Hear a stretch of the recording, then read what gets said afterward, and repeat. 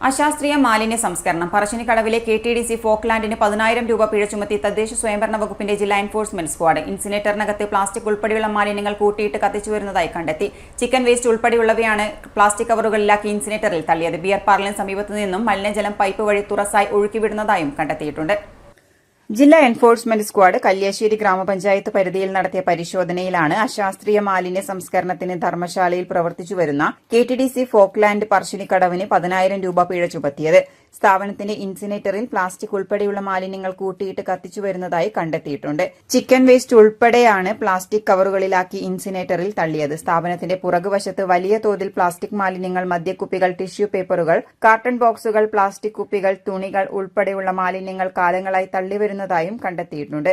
Beer പാർലറിന് സമീപം ഉപയോഗശൂന്യമായ മെത്തകളും മറ്റു പ്ലാസ്റ്റിക് മാലിന്യങ്ങളും തള്ളിയ നിലയിലും ബിയർ പാർലറിലെ വാഷ് ബേസിനുള്ളിൽ നിന്നും മലിനജലം പൈപ്പ് വഴി തുറസായി ഒഴുക്കിവിടുന്നതായും കണ്ടെത്തി.